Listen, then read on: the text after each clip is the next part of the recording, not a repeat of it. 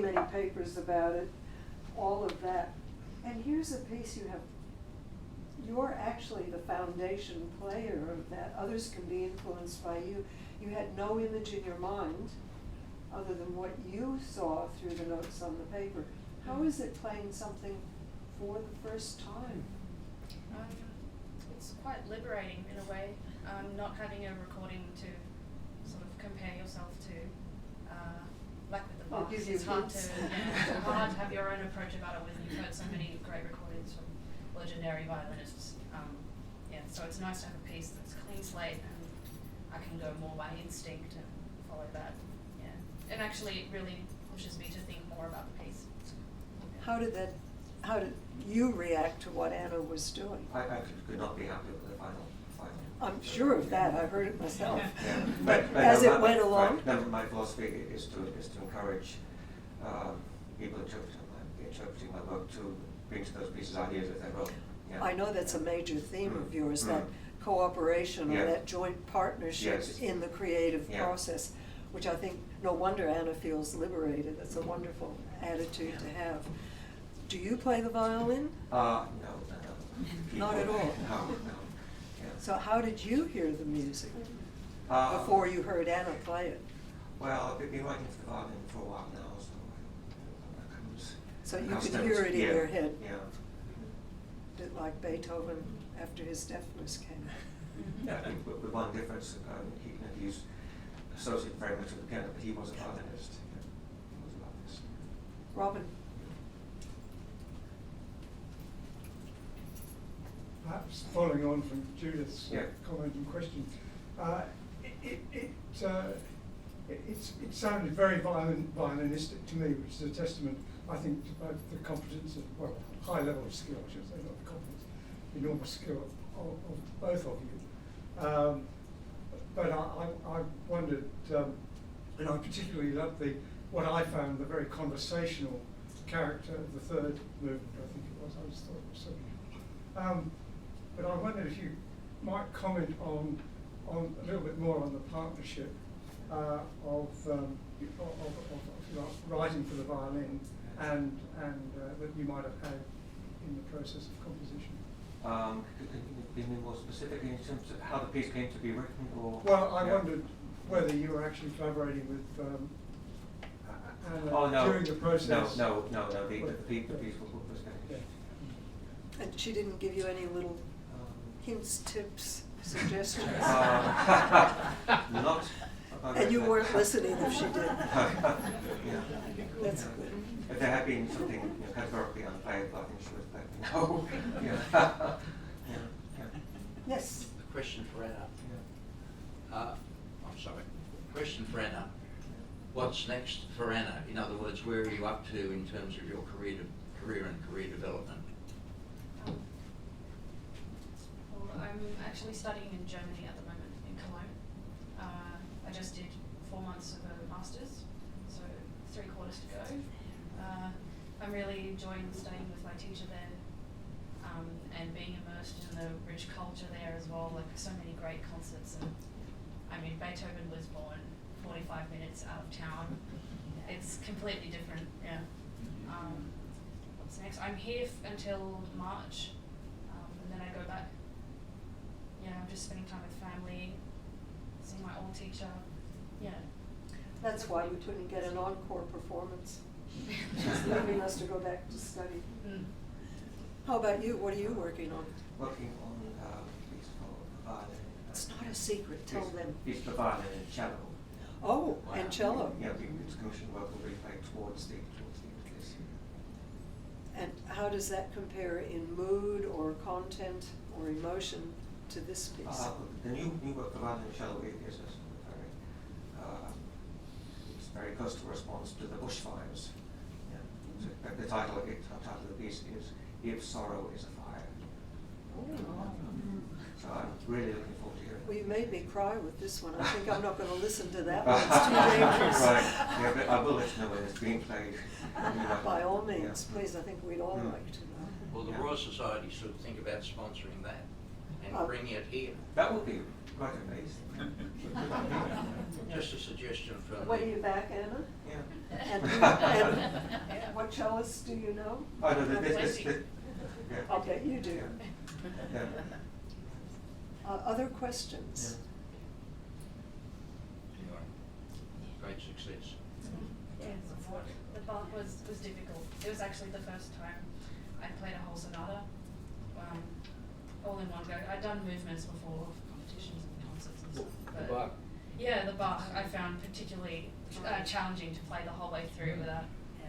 The Well, focus. no one here realised that. Yeah, I'm You lucky. didn't seem to need very much help. Yeah. You, It was a good experience. Challenging acoustic, but it was good.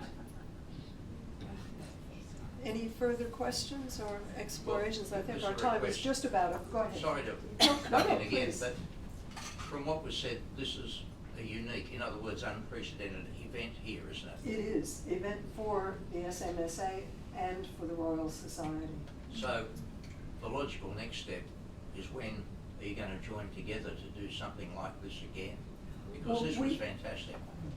We've been doing a series called Speaking of Music, which is kind of occasional. I'll tell you what, probably shouldn't say this, but maybe it'll put pressure on the gentleman in question. The next one that we've got lined up, but we can't get him to give us a date, is John Valance, the state librarian, on classical piano. He's a pianist. He's an outstanding pianist. And it would be something similar to this, but he'd do the talking and the playing. So maybe that will be next. We have some others online too coming up, but it's very good to hear you saying you'd like to have more, because this was an experiment for us, and it has worked out very well so far. The first one was jazz. World premieres. We can try. Yeah. Okay, I think it is about time for us to thank you, and those of us who are going to dinner move on. We have a special treat for you for the vote of thanks, which is someone known both to the Sydney Mechanics School of Arts and the Royal Society. This is she of Jane Austen and the Enlightenment and literary tours just about anywhere in the world. One of our favorite speakers, Susanna Fullerton, is in the audience, and she has kindly agreed to accept the privilege of giving the vote of thanks. Yeah. So, Susanna.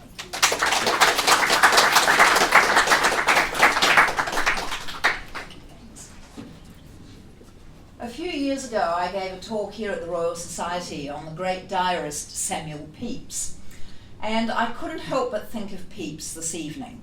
He was a president of the Royal Society. He absolutely adored music. He wrote once in his diary, "Music and women I cannot but give way to, whatever my business is." And I think Pepys would have been so happy tonight. Here we are in a room full of books, which of course he loved. We were listening to music. We were learning so much about music, about a composer who actually lived at the same time as Pepys, born a little after Pepys, but they were actually contemporaries, and with a very intelligent and select audience appreciating all that we were learning. So I think Pepys would have had an absolutely marvellous evening.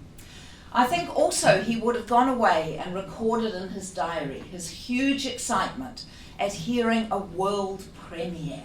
Pepys always loved to be in at the first of something, and he would have gone home and written something about mighty fine piece of music, best I ever heard in my life. He was very fond of superlatives in his diary.